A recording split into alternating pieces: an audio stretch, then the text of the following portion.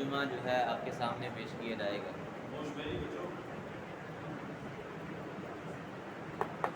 امید ہے کہ جو پہلے صورتیں آپ پڑھ چکے ہیں وہ ہمیں یاد ہوں گی۔ بعض بھائی کہہ رہے تھے کہ یہ سنا کریں تاکہ ایکٹیویٹی پیدا ہو اور یاد دہانی رہے۔ آپ سناتے ہیں، آپ چھوٹے چھوٹے ہیں۔ والعصر اس کا ترجمہ کیا ہوتا ہے؟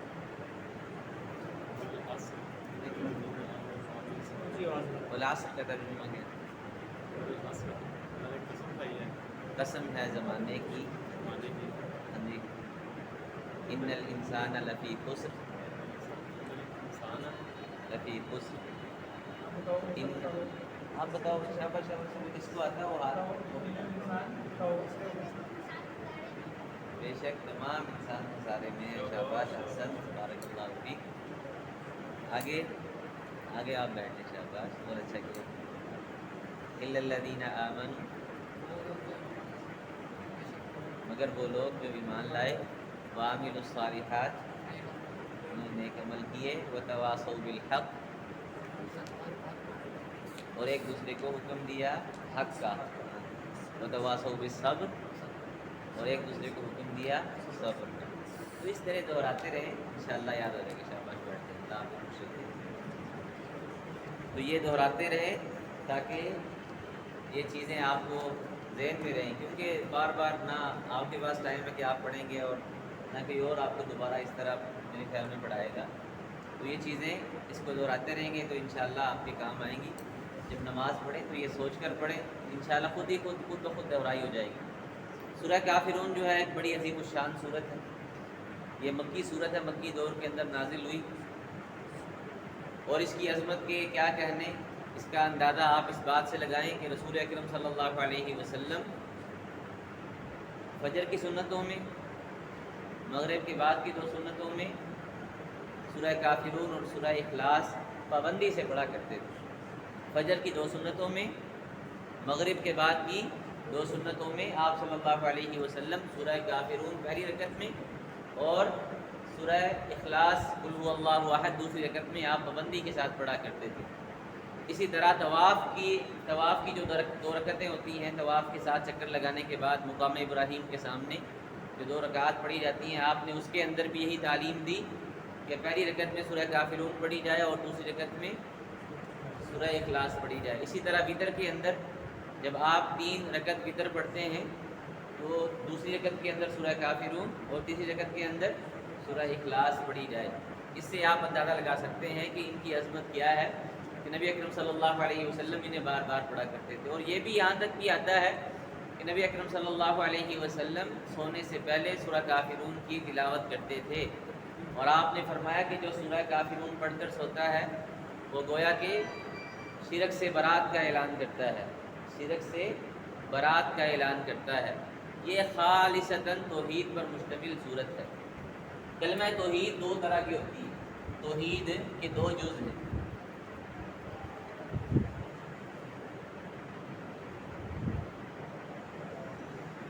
ایک ہے لا الہ، ایک جز یہ ہے، دوسرا جز یہ ہے۔ لا الہ کا معنی کیا ہوتا ہے؟ کوئی معبود نہیں، نہیں ہے کوئی معبود برحق، نہیں ہے کوئی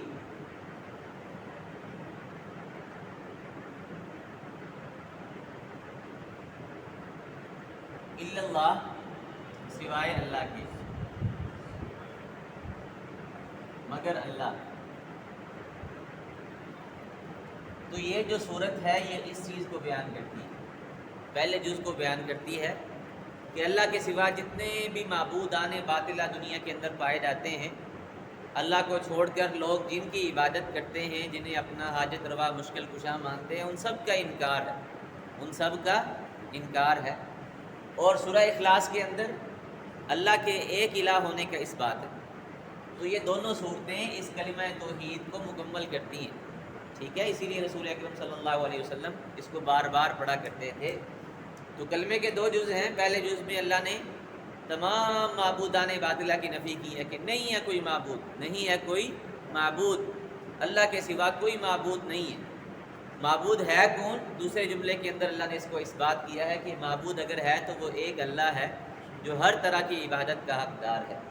تو آپ اس کے ترجمے میں دیکھیں گے کہ یہی مفہوم اللہ رب العالمین نے بڑے تاکید کے ساتھ بیان کیا ہے، بڑی مضبوطی کے ساتھ اللہ رب العالمین نے اس کو بیان کیا ہے۔ تو اس صورت کا آغاز، اس سے پہلے آپ دیکھ لیں کہ اس صورت کا ایک شان نزول ہے۔ شان نزول کسے کہتے ہیں؟ وجہ نزول اس کی، یہ کیوں نازل ہوئی، کس موقع پہ نازل ہوئی، اس کے پیچھے کیا اسباب کار فرما تھے، اس کو کہتے ہیں شان نزول۔ تو شان نزول سے صورت کو سمجھنے میں بڑی مدد ملتی ہے، ٹھیک ہے۔ جب انسان کو پتہ چل جائے کہ یہ فلاں موقع پہ فلاں کیفیت میں اور فلاں معاملات کے حوالے سے یہ صورت نازل ہوئی تھی، تو اسے سمجھ آ جائے گی کہ معاملہ کیا تھا اور بات کیا تھی، کیوں نازل ہوئی، اس کا صحیح معنی جو ہے بندے کے ذہن میں پھر فٹ آ جاتا ہے۔ تو نبی اکرم صلی اللہ علیہ وسلم کا ابتدائی زمانہ تھا، مکے کے اندر نبی اکرم صلی اللہ علیہ وسلم نے دین کی دعوت دینا شروع کی۔ تو آپ صلی اللہ علیہ وسلم پر آہستہ آہستہ لوگ ایمان لانا شروع ہو گئے۔ پہلے تو انہوں نے پرواہ نہ کی کفار مکہ نے، لیکن جب انہوں نے دیکھا کہ آپ صلی اللہ علیہ وسلم کی دعوت کا اثر پھیلتا چلا جا رہا ہے، حتیٰ کہ ہر قبیلے کا کوئی نہ کوئی نوجوان مسلمان ہو چکا ہے، تو انہوں نے پھر زد و کوب کر کے، سختی کر کے، اپنا زور لگا کے نبی اکرم صلی اللہ علیہ وسلم کو دعوت کو روکنے کی کوشش کی، لیکن وہ اس میں بھی کامیاب نہ ہوئے۔ تو پھر انہوں نے ایک اور سکیم سوچی کہ کسی نہ کسی طریقے سے اس کو دبایا جائے۔ وہ سکیم کیا تھی کہ نبی اکرم صلی اللہ علیہ وسلم کے سامنے کچھ پیشکش جو ہیں لے کے جایا جائے، آپ کو کچھ آفر دی جائے، آپ کو کسی بھی طریقے سے سمجھوتے پر راضی کیا جائے، کمپرومائز پہ راضی کیا جائے۔ وہ کیا تھا؟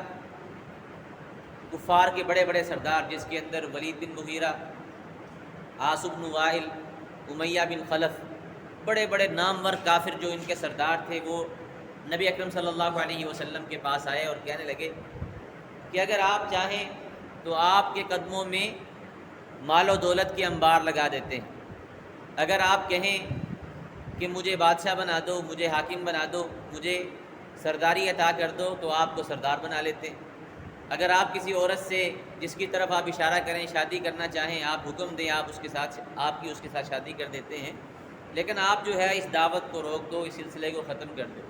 نبی اکرم صلی اللہ علیہ وسلم اس بات پر آمادہ نہ ہوئے۔ پھر وہ کچھ عرصے بعد ایک اور سکیم لے کر آئے، ایک اور آفر لے کر آئے، کہنے لگے کہ چلو ایسا کرتے ہیں کہ 1 سال آپ ہمارے معبودان باطلہ کی عبادت کر لینا، اور 1 سال ہم جو ہے آپ کے رب کی عبادت کر لیں گے، 1 سال آپ ہماری مانیں، 1 سال ہم آپ کی مانیں گے۔ تو اس موقع پر پھر اللہ رب العالمین نے یہ صورت نازل کی، جو کہ اس پورے واقعے کا مکمل جواب ہے، ان کے سمجھوتے کا جو انہوں نے پیشکش کی تھی اس کا مکمل جواب ہے۔ قل کا معنی ہوتا ہے کہہ دیجئے، اعلان کر دیجئے، بآواز بلند ان کو سنا دیجئے، یا ایھا الکافرون، اے کافرو، اے کافرو۔ اب کافر، اب اس کے اندر اگرچہ جو مخاطب تھے وہ کفار مکہ تھے، لیکن یہ تفسیر کا یہ اصول یاد رکھیں کہ اگرچہ وہاں پہ مخاطب کفار مکہ تھے، لیکن اب اس سے مراد سارے کافر مراد ہیں۔ اب کے دور میں بھی سارے کافر مراد ہیں، وہ یہودی ہوں، وہ عیسائی ہوں، وہ نصرانی ہوں، وہ لبرل قسم کے لوگ ہوں، وہ لا دین قسم کے لوگ ہوں، وہ سارے کے سارے اس ضمن کے اندر آ جاتے ہیں۔ سب کو اللہ رب العالمین نے کہا کہ اعلان کر کے بتلا دو، قل یا ایھا الکافرون، کہ اے کافرو، نبی اکرم صلی اللہ علیہ وسلم آپ اعلان کر دیں اور کہہ دیں کہ اے کافرو، لا اعبد ما تعبدون، لا کا معنی ہوتا ہے نہیں، اعبد میں عبادت کر رہا یا میں عبادت کرتا، ماں اس کی، تعبدون جس کی تم عبادت کرتے ہو۔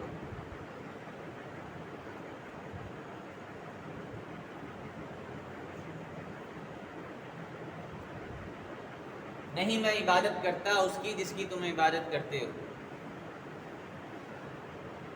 یہ کفار مکہ کنہیں پوجتے تھے؟ اللہ رب العالمین کے سوا انہوں نے بت تراش رکھے تھے، ہر کنبے کا اپنا اپنا بت ہوتا تھا، حتیٰ کہ جس کا جی چاہتا، جہاں سے چاہتا، جس چیز کا چاہتا بت تراش لیتا، اس سے مانگنا شروع کر دیتا۔ تو رسول اکرم صلی اللہ علیہ وسلم کو حکم دیا گیا کہ آپ اعلان کر دیں کہ میں تمہارے معبودوں کی عبادت کرنے والا نہیں ہوں، میں کبھی بھی تمہارے معبودوں کی عبادت نہیں کروں گا، جنہیں تم پوجتے ہو میں ان کی پوجا کبھی بھی نہیں کر سکتا، میں انہیں پوجنے والا نہیں ہوں۔ ولا انتم عابدون ما اعبد، ولا واو کا معنی اور، لا نہیں، انتم کا معنی ہوتا ہے اردو کے اندر تم، عابدون عبادت کرنے والے،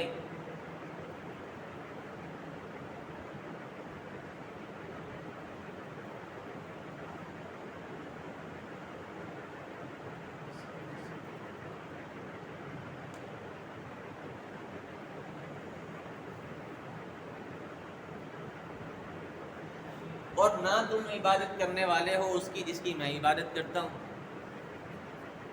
مطلب یہ کہ تمہارے اندر بھی شرک جو ہے وہ رچ بس چکا ہے، اب تم بھی اپنے معبودوں کو چھوڑنے والے نہیں ہو کہ انہیں چھوڑ کے اللہ کی عبادت کرنے لگ جاؤ، کیونکہ تم نے اللہ رب العالمین کے ساتھ اوروں کو شریک ٹھہرا لیا ہے، اور جس طرح اللہ رب العالمین سے مانگتے ہو اسی طرح اوروں سے بھی مانگتے ہو، جس طرح تم اللہ رب العالمین کے سامنے سوال کرتے ہو اوروں کے سامنے بھی سوال کرتے ہو۔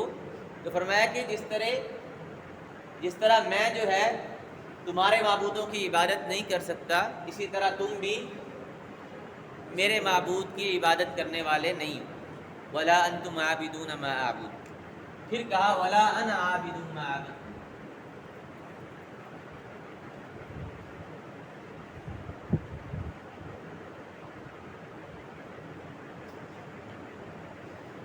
اس میں ایک قسم کا تکرار پایا جاتا ہے کہ پہلے بھی وہی بات کی تھی، اب دوبارہ جو ہے اس کا صیغہ چینج کر کے، اس کا کیا کہتے ہیں الفاظ چینج کر کے دوبارہ اسی بات کو دہرایا جا رہا ہے۔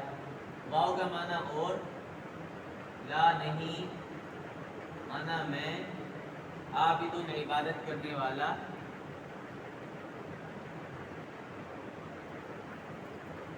ما عبدتم جس کی تم عبادت کرتے ہو۔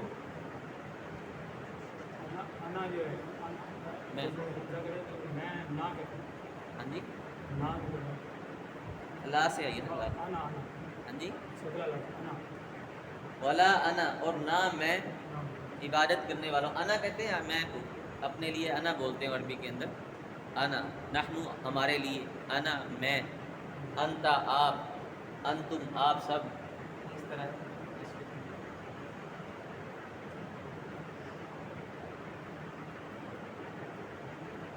ولا انا عابد ما عبد، ولا انا عابد ما عبدتم، اور نہیں میں عبادت کرنے والا جس کی تم عبادت کرتے ہو۔ اگلی آیت بھی لکھ دوں تاکہ پھر اس کا معنی مکمل سمجھا جائے۔ اگلی آیت بالکل وہی الفاظ کے ساتھ دوبارہ اللہ نے ریپیٹ کی ہے۔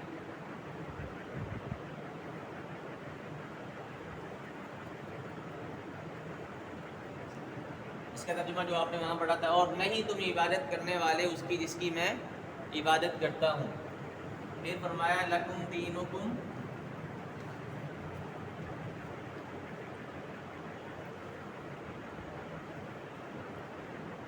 لکم تمہارے لیے، تمہارے لیے ہے، دینکم تمہارا دین، ولی دین اور میرے لیے ہے،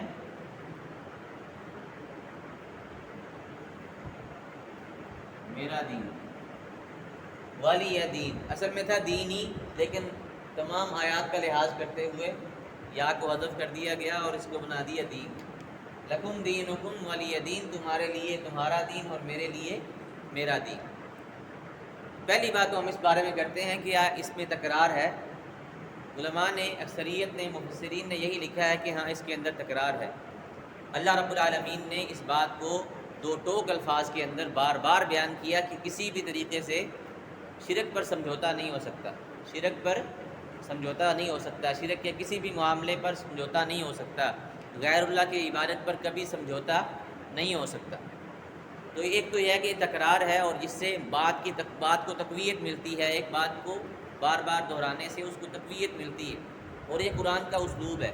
آپ دیکھتے نہیں سورہ رحمان کے اندر اللہ رب العالمین بار بار کہتے ہیں فَبِأَيِّ آلَاءِ رَبِّكُمَا تُكَذِّبَانِ فَبِأَيِّ آلَاءِ رَبِّكُمَا تُكَذِّبَانِ. سورہ مرسلات کے اندر وَيْلٌ يَوْمَئِذٍ لِّلْمُكَذِّبِينَ وَيْلٌ يَوْمَئِذٍ لِّلْمُكَذِّبِينَ بار بار کہا جاتا ہے. سورہ نبا کے اندر کَلَّا سَيَعْلَمُونَ ثُمَّ كَلَّا سَيَعْلَمُونَ. تو یہ عربی زبان میں تکرار جو ہے یہ پایا جاتا ہے، اور جس کے بڑے فوائد ہوتے ہیں، یہ بے فائدہ نہیں ہوتا، اس کے بڑے فوائد ہوتے ہیں. سب سے بڑا فائدہ یہ ہوتا ہے کہ اس بات کو بڑی پختگی کے ساتھ بیان کرنے کے لیے، قوت کے ساتھ بیان کرنے کے لیے، دو ٹوک الفاظ میں بیان کرنے کے لیے، اس کی تاکید کے لیے اس کے اندر تکرار لایا جاتا ہے. تو یہی صورتحال بعض مفسرین نے کہا ہے کہ یہی اکثر مفسرین نے کہا ہے کہ اسی لیے اس کو اللہ نے 2 بار ذکر کیا ہے. لیکن بعض لوگ جو ہیں، بعض مفسرین اس کے بارے میں فرق کرتے ہیں. وہ فرق کیا ہے؟ وہ بھی صحیح بات ہے، وہ بھی ٹھیک ہے کہ اللہ رب العالمین نے یہاں کہا لا اعبد ما تعبدون، یہ فعل ہے، یہ فعل کا صیغہ ہے. عبد یعبد، ٹھیک ہے، یہ فعل ہے، اور عابد جو ہے یہ اسم فاعل ہے. ٹھیک ہے، اسم ہے اس کو کہتے ہیں. تو اسم اور فعل کے اندر فرق ہوتا ہے. تو یہاں پہ اس کا معنی یہ ہے کہ میں ابھی حالیہ طور پہ موجودہ زمانے میں جن کی تم عبادت کر رہے ہو میں ان کی عبادت نہیں کرتا. ٹھیک ہے، ابھی فی الحال جن کی تم عبادت کر رہے ہو میں ان کی عبادت نہیں کرتا. اور ولا انا عابد، یہاں پہ یہ معنی ہوگا کہ میں آخری سانس تک جن کی تم عبادت کرتے ہو کبھی بھی ان کی عبادت نہیں کروں گا. ہاں جی، ارادہ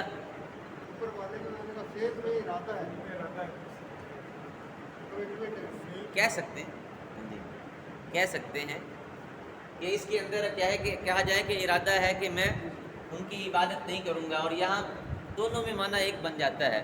لیکن اگر اس طرح سے جو میں ایک فرق بیان کر رہا ہوں بعض مفسرین کے نزدیک وہ یہ کہتے ہیں کہ یہاں پہ ہے کہ میں حالیہ فی الحال جو ہے ان کی عبادت نہیں کرتا، اور یہاں پہ ہے مستقبل کے بارے میں خبر دی ہے کہ نہ ابھی کر رہا ہوں نہ آئندہ کروں گا.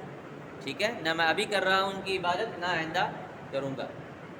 اور دوسرا 2 فرق تو آپ 2 باتیں 2 تفسیریں تو اس کی آپ کی ہو گئی. ایک تو یہ ہے کہ تکرار کے لیے، دوسرا یہ ہے کہ فی الحال اور آئندہ کا فرق ہے. اور تیسرا جو فرق بیان کیا جاتا ہے وہ یہ ہے کہ یہاں پہ میم ما جو ہے موصولہ ہے، اور یہاں پہ ما مصدریہ ہے. یہ سارے پہلے 2 ما جو ہیں یہ موصولہ ہے، اس کا آپ کو ترجمہ آ جائے گا. موصولہ یہ بھی موصولہ ہے، یہ مصدریہ ہے.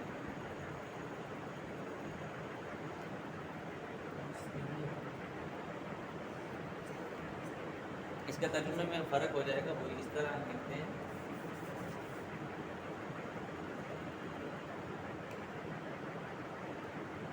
لا اعبد ما تعبدون، وہی ترجمہ. موصولہ کا معنی ترجمہ وہی ہے جو ہم نے لکھ دیا ہے کہ نہیں میں عبادت کرنے والا ان کی جن کی تم عبادت کرتے ہو، کہ تم بتوں کو پوجتے ہو، میں انہیں ان کی عبادت کرنے والا نہیں ہوں. ولا انتم عابدون ما اعبد، اور میں اللہ کو پوجتا ہوں تم اللہ کی عبادت کرنے والے نہیں ہو. موصولہ کا معنی یہ ہوگا. ولا انا عابد ما عبدتم، یا اس کو مصدریہ بنائیں گے تو اس کا معنی یہ ہوگا کہ عبادت جس طرح تم کرتے ہو ویسی عبادت میں کرنے والا نہیں ہوں. عبادت کے طور طریقے جو تمہارے ہاں معروف ہیں میں وہ ادا کرنے والا نہیں ہوں. کفار کی عبادت کیا ہوتی تھی؟ اللہ قرآن مجید میں فرماتے ہیں وما کان صلاتهم عند البیت الا مکاء وتصدیہ، کہ ان کی نماز بیت اللہ میں کیا ہوا کرتی تھی؟ وہ زور زور سے سیٹیاں بجاتے تھے اور تالیاں پیٹتے تھے، یہ ان کی عبادت کا طریقہ تھا. الا مکاء وتصدیہ. اسی طرح کعبہ کا ننگے ہو کر طواف کرنا، اسی طرح دیگر ان کی عبادت کے طور طریقے تھے.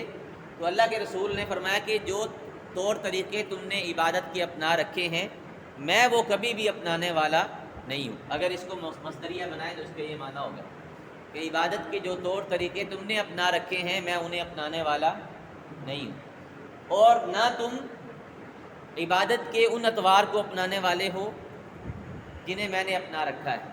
جس طرح میں عبادت کرتا ہوں تم بھی ویسی عبادت کرنے والے نہیں. نبی اکرم صلی اللہ علیہ وسلم کی عبادت کیسی تھی؟ آپ صلی اللہ علیہ وسلم رکوع، سجدہ اللہ رب العالمین کی تعظیم، اللہ کی محبت، اللہ رب العالمین کی خشیت، یہ ساری چیزیں ملا کے اللہ کی عبادت کیا کرتے تھے، اور انہیں اس چیز سے بڑی چڑ تھی۔ خاص طور پہ نبی اکرم صلی اللہ علیہ وسلم کے سجدے سے وہ بڑے لوگ خفا ہوتے تھے، ناراض ہوتے تھے، انہیں یہ برداشت نہیں ہوتا تھا۔ اسی لیے آپ دیکھتے ہیں کہ ابو جہل کئی دفعہ اس نے نبی اکرم صلی اللہ علیہ وسلم کو سجدے کی حالت میں اذیت پہنچائی، کئی دفعہ اس نے آپ کے اوپر اونٹ کی اوجڑی لا کے ڈالی جب آپ سجدے میں ہوا کرتے تھے۔ کسی اللہ والے نے یا آپ کی کسی بیٹی نے اس کو ہٹایا، پھر آپ صلی اللہ علیہ وسلم نے سجدے سے سر اٹھایا۔ تو یہ نبی اکرم صلی اللہ علیہ وسلم ان کے عبادت کے طور طریقوں کی نفی کر رہے ہیں، اور یہ بات بھی بتلا رہے ہیں کہ جو میرا طریقہ ہے تم کبھی اپنا نہیں سکتے، کیونکہ تم شرک پر ہو، اور شرک جو مشرک ہوتا ہے وہ کبھی بھی اللہ رب العالمین کی عبادت کے اندر اخلاص پیدا نہیں کر سکتا جب تک وہ مومن نہ ہو جائے۔ مومن ہو جائے گا تو الگ بات ہے، لیکن وہ شرک پر ہوتے ہوئے کبھی بھی اللہ رب العالمین کی صحیح عبادت نہیں کر سکتا۔ اس کی عبادت کے اندر ہمیشہ خرابی ہوگی، ہمیشہ اس کی عبادت کے اندر فساد ہوگا۔ تو یہ تین جو ہیں اس کے معنی کیے جاتے ہیں۔ بہرحال آپ جو بھی معنی کریں وہ درست ہے، اس کو تاکید کے طور پہ بھی لایا جا سکتا ہے، اسی طرح فی الحال اور آئندہ کا معنی بھی کیا جا سکتا ہے، اور اسی طرح اس کو موصولہ اور مصدریہ والا معنی بھی کرنا درست ہے۔ تینوں تفسیریں جو ہیں وہ سلف صالحین سے ثابت ہیں، انہوں نے یہ معنی جو ہیں بیان کیے۔ پھر اللہ رب العالمین نے فرمایا کہ لکم دینکم ولی دین، تمہارے لیے تمہارا دین اور میرے لیے میرا دین۔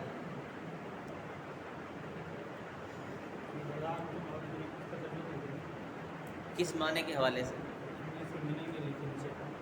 یہ والا، یہ وہ سیم ہو گیا، ولا انتم والی پوری بالکل وہی آیت دوبارہ ریپیٹ ہوئی ہے نا۔ یہ بھی روایت میں بھی کہ آپ صلی اللہ علیہ وسلم نے اس وقت یہ جواب دیا تھا کہ آپ میرے ایک ہاتھ میں صبح ایک ہاتھ پہ چاند رکھتے ہیں۔ ہاں جی ہاں جی، وہ ہے کہ ہاں یہ جو میں نے واقعہ بیان کیا ہے کہ یہ کفار کے تین بڑے سردار آئے تھے، امیہ بن خلف، عاص بن وائل اور ولید بن مغیرہ، یہ بڑے بڑے سردار آئے تھے۔ یہ جو شیخ صاحب نے بیان کی ہے وہ یہ ہے کہ آپ کے پاس انہوں نے آپ کے چچا ابو طالب کو بھیجا تھا، ابو طالب کو بھیجا تھا اور کہا تھا کہ اپنے بھتیجے سے کہیں کہ اس کو چھوڑ دے، یہ جو دعوت دے رہا ہے۔ تو نبی اکرم صلی اللہ علیہ وسلم نے پھر انہیں جواب دیا تھا کہ اے میرے چچا، اگر یہ میرے دائیں ہاتھ پہ سورج لا کے رکھ دیں اور بائیں ہاتھ پہ چاند لا کے رکھ دیں، میں اپنی اس دعوت سے رکنے والا نہیں ہوں۔ یہ بھی روایت آتی ہے، ٹھیک ہے، لیکن اس صورت کا شان نزول ہے وہ باقی جو کفار کے سردار ہیں ان کے ساتھ خاص ہے۔ لکم دینکم ولی دین، تمہارے لیے تمہارا دین اور ہمارے لیے ہمارا دین۔ یہاں پہ اللہ رب العالمین نے دو قومی نظریے کی تصدیق کی ہے، دو قومی نظریے کی تصدیق کی ہے کہ مسلمانوں تمہارے لیے تمہارا دین ہے، ٹھیک ہے، اور ان کے لیے ان کا دین ہے۔ تمہارے لیے تمہاری شریعت ہے، تمہارا دین ہے، تمہارے پاس مکمل نظام زندگی ہے جس کے اندر تمہارے رہنے سہنے کے سارے احوال داخل ہیں، خوشی غمی کے سارے مواقع، انہیں کیسے منانا ہے، انہیں کس طرح گزارنا ہے، سارے اس کے اندر ہے۔ کاروبار آپ نے کس طرح کرنا ہے وہ بھی اللہ نے اور اس کے رسول نے پورا دین آپ کو دیا ہے، کوئی چیز نہیں چھوڑی، کوئی چیز نہیں چھوڑی، کوئی تشنگی نہیں چھوڑی، دین مکمل کر کے جس نے آپ کی ساری زندگی کے معاملات کا احاطہ کر کے وہ اللہ رب العالمین نے آپ کے سامنے پیش کیا اور کہا کہ تمہارے لیے تمہارا دین ہے اور ہمارے لیے ہمارا دین ہے۔ اب یہ بڑی ہی افسوس کی بات ہے کہ ایک مسلمان جس کے پاس اس کا مکمل دین موجود ہے، وہ اپنے دین کو چھوڑ کے ان لوگوں کے دین کی پیروی کرے جنہوں نے خود ساختہ دین بنا رکھے، ان کے نقش قدم پر چلے، انہیں اپنا ہیرو مانے اور ان کی اقتداء میں فخر محسوس کرے، ان جیسا کلچر اپنانے میں، ان جیسا سٹائل اپنانے میں فخر محسوس کرے۔ یہ بڑے ہی افسردگی والی بات ہے اور بڑے ہی افسوس والی بات ہے، اور اس سے انسان کی ذہنیت کی پستی کا اندازہ ہوتا ہے کہ وہ کس قدر دین کے حوالے سے کمزور ہو چکا ہے کہ اس نے اغیار کے دین کو اپنے لیے فخر کا باعث سمجھا، ان کی تقلید کو قابل فخر سمجھا اور ان جیسا بننے کی کوشش کی، حالانکہ اس کے پاس اس کا پورا نظام زندگی موجود ہے، پورا نظام زندگی موجود ہے۔ ہمیں ان سے کیوں ادھار لینے کی ضرورت ہے جب ہمارے پاس اپنی ہر چیز موجود ہے؟ لکم دینکم ولی دین، اللہ کے رسول صلی اللہ علیہ وسلم پر یہ آیات نازل ہوئی، اللہ کے رسول نے پھر دین کی تکمیل کر کے دکھائی۔ الیوم اکملت لکم دینکم واتممت علیکم نعمتی ورضیت لکم الاسلام دینا۔ اللہ کے رسول صلی اللہ علیہ وسلم کی زندگی میں ہی یہ آیات نازل ہوئی کہ آج کے دن تم پر تمہارا دین مکمل کر دیا گیا، اسلام کو بطور دین کے تمہارے لیے پسند کر لیا گیا۔ ان الدین عند اللہ الاسلام، اللہ نے واضح دو ٹوک اعلان کیا کہ اللہ کے ہاں دین اگر ہے تو دین اسلام ہے۔ ایک اور موقع پر اللہ نے فرمایا وَمَن يَبْتَغِ غَيْرَ الْإِسْلَامِ دِينًا فَلَن يُقْبَلَ مِنْهُ، جو اسلام کے علاوہ کوئی اور طریقہ لے کر آئے گا اس سے ہرگز قبول نہیں کیا جائے گا۔ تو پھر کیوں آپ ان کی نقالی کرتے ہیں؟ آپ کیوں ان کے فیشن کو اپناتے ہیں؟ آپ کیوں خوشیاں اور غمیاں ان جیسی بناتے ہیں؟ کیوں آپ ایسا کرتے ہیں؟ اپنے دین سے دوری آپ نے کیوں اختیار کر رکھی ہے؟ اسی وجہ سے یہ سارے عذاب آتے ہیں کہ آپ نے اللہ کے دین کو چھوڑ دیا، اسے مکمل نہ سمجھا، اس کے اندر اختراعات کی، اس کے اندر ایجادات کی، اور وہ دوسرے لوگوں کے دین کو اپنے دین کے اندر پالش کر کے جو ہے اس کے اوپر لیپا لگا کے اس کو اپنے دین کے اندر داخل کر لیا اور اس کے اپنے دین کا حصہ بنا دیا۔ یہ ایسا کرنا درست نہیں ہے۔ لکم دینکم ولی دین۔ اور اس سے یہ بھی ثابت ہوتا ہے کہ جس طرح اللہ رب العالمین قرآن مجید میں ایک اور مقام پر فرماتے ہیں لا اکراہ فی الدین، کہ دین میں زبردستی نہیں ہے۔ آپ کسی کافر کو بندوق کے زور پہ یہاں پہ گولی رکھ کے مسلمان نہیں بنا سکتے، ٹھیک ہے؟ لا اکراہ فی الدین، دین میں زبردستی نہیں ہے۔ نبی اکرم صلی اللہ علیہ وسلم جب جنگ کے لیے جاتے، اعلان جنگ کیا جاتا تو انہیں دعوت دی جاتی یا تو اسلام لے آؤ، اگر اسلام نہیں لاؤ گے تو پھر جزیہ دے کے رہنا پڑے گا۔ یہ نہیں کہا کہ لازمی اسلام لے کے آنا، نہیں تو قتل کر دیے جاؤ گے، ایسا نہیں تھا، ایسا نہیں تھا۔ لا اکراہ فی الدین، دین کے اندر زبردستی نہیں ہے۔ کسی کو زبردستی کلمہ نہیں پڑھوایا جا سکتا، اگر مرضی سے پڑھتا ہے تو ٹھیک ہے، وہ دنیا کے اندر بھی کامیاب ہے، آخرت کے اندر بھی کامیاب ہے، مسلمان ہو جائے گا، اسے مسلمانوں کی سلطنت کے اندر آزادہ نہ رہنے کی گنجائش ہوگی، اس کے لیے ہر طرح کی فراوانی ہوگی، وہ سارے حقوق جو ایک مسلمان کو حاصل ہیں ایک مملکت کے اندر اس کو ملیں گے۔ لیکن اگر وہ کافر رہنا چاہتا ہے تو زبردستی اس کو مسلمان نہیں بنایا جائے گا، بلکہ اسے کہا جائے گا کہ اگر کافر ہی رہنا چاہتے ہو تو مسلمانوں کے علاقے میں اگر رہنا ہے تو جزیہ دے کر رہو، ٹیکس دے کر رہو جو اسلامی شریعت نے مقرر کیا ہے، ٹھیک ہے؟ لیکن کسی کو زبردستی مسلمان بنانا جائز نہیں۔ بعض اس آیت کو بڑا غلط استعمال کرتے ہیں، وہ کہتے ہیں کہ لا اکراہ فی الدین، کلمہ پڑھ لیتے ہیں پھر کہتے ہیں کہ دین میں زبردستی نہیں ہے۔ اللہ کے بندو، دین میں زبردستی تب تک نہیں ہے جب تک مسلمان نہیں ہوتے۔ جب مسلمان ہو گئے تو پابندی کرنی پڑے گی، تو پھر پابندی کرنی پڑے گی۔ اگر نماز نہیں پڑھو گے تو حاکم وقت کو اللہ رب العالمین نے اجازت دی ہے کہ وہ آپ کی سرزنش کر سکتا ہے، آپ کو ادب سکھا سکتا ہے، آپ کو پھر نماز کی تلقین ڈنڈے کے زور پہ سکھا سکتا ہے۔ حاکم وقت کو اللہ رب العالمین نے رخصت دی ہے۔ اگر اسلام لانے کے بعد زنا کرتے ہو، چوری کرتے ہو، تو جو اس کی سزائیں اللہ کے رسول نے بیان کی ہیں وہ آپ پر لاگو ہوں گی، وہ ساری حدیں آپ پر لگیں گی۔ یہ تب تک ہے جب تک اسلام قبول نہیں کرتے۔ اسلام کے بعد اسلام کا معنی کیا ہے؟ سر تسلیم خم کر دینا، بالکل سرنگوں ہو جانا، اپنے آپ کو اللہ اور اس کے رسول کی تعلیمات کے سامنے ڈھیر کر دینا، اور بلا چون چراں کیے جو کچھ اللہ اور اس کا رسول کہے وہ اس کو قبول کر لینا، ٹھیک ہے؟ یہی اسلام ہے کہ اللہ کے دین کی مکمل پابندی کا آپ اقرار کرتے ہیں، لا الہ الا اللہ کہہ کے، کلمہ توحید پڑھ کے آپ اقرار کرتے ہیں کہ اب میں دین میں داخل ہو گیا، اب جو دین نے لایا عمل میرے لیے طے کیا ہے میں اس کی پابندی کروں گا۔ اب اس کے بعد جو ہے پھر اجازت نہیں ہے کہ آپ اپنی مرضیاں کرتے پھریں، اپنی منمانیاں کرتے پھریں اور کہیں کہ بھی دین میں کوئی سختی نہیں۔ اس کو ہمارے ہاں بڑا غلط استعمال کیا جاتا ہے۔ یہ آیت جہاں پہ استعمال کرنی چاہیے تھی وہاں پہ استعمال نہیں کی جاتی، اسی لیے کسی مفسر نے وہ بات نہیں کی جو آج ہم کہتے ہیں۔ کتنے بھی مفسرین تھے جنہوں نے رسول اکرم صلی اللہ علیہ وسلم سے اس آیت کا معنی سیکھا، جنہوں نے آپ سے اس آیت کو پڑھا اور آگے ہم تک نقل کیا، انہوں نے یہی بات بیان کی ہے کہ یہ اسلام قبول کرنے سے پہلے تک ہے۔ اسلام قبول کرنے کے بعد دین کی پاسداری ہر ایک پر فرض ہے۔ تو دوبارہ اس صورت کو ہم دہراتے ہیں، قل یا ایھا الکافرون، کہہ دیجئے اے کافروں، لا اعبد ما تعبدون، نہیں میں عبادت کرتا اس کی جس کی تم عبادت کرتے ہو، ولا انتم عابدون ما اعبد، اور نہ تم عبادت کرنے والے ہو اس کی جس کی میں عبادت کرتا ہوں، ولا انا عابد ما عبدتم، اور نہ میں کبھی عبادت کروں گا اس کی جس کی تم عبادت کرتے ہو، ولا انتم عابدون ما اعبد، اور نہ تم کبھی عبادت کرو گے اس کی جس کی میں عبادت کرتا ہوں۔ لکم دینکم ولی دین، تمہارے لیے تمہارا دین اور میرے لیے میرا دین۔ تو یہ صورت جس طرح نبی اکرم صلی اللہ علیہ وسلم کی سنت تھی، آپ کون کون سی نمازوں کے اندر پڑھا کرتے تھے؟ فجر کی 2 سنتوں میں، مغرب کی 2 سنتوں میں، وطر کے اندر وطر کی آخری 2 رکعتوں میں، طواف کی 2 رکعتوں میں، اور سونے سے پہلے معوذتین اور یہ قل هو اللہ جس کے اندر آ جاتی ہے، اور سورہ کافرون الگ سے آپ پڑھا کرتے، تو یہ پڑھا کریں، یہ معنی سوچ کر پڑھیں، اس میں شرک سے برات ہے۔ یہ لا الہ الا اللہ جو کلمے کا پہلا جز ہے لا الہ، اس کا اس بات ہے کہ اللہ کے سوا تمام معبودان باطلہ سے بیزاری، ان سے برات کا اظہار ہے اور ان سے لا تعلقی کا اظہار ہے، اور یہی ابراہیم علیہ السلام کی وہ سنت ہے جو انہوں نے نبی اکرم صلی اللہ علیہ وسلم کو سکھائی۔ اللہ کے رسول نے پھر وہاں سے اپنی امت کو نقل کی، قد كانت لكم اسوة حسنة في ابراہیم والذین معه اذ قالوا لقومهم انا براء منکم ومما تعبدون من دون اللہ۔ اللہ نے فرمایا کہ تمہارے لیے تمہارے جد امجد ابراہیم علیہ السلام کے اندر بہترین نمونہ ہے، کس بات میں کہ انہوں نے اپنی قوم سے کہا تھا انا براء منکم ومما تعبدون من دون اللہ، کہ اے میری مشرک قوم، میں تم سے بری اور اللہ کے سوا جن کی تم عبادت کرتے ہو میں ان سے بری، میرا ان کے ساتھ کوئی تعلق نہیں تھا، تمہارے ساتھ کوئی تعلق ہے۔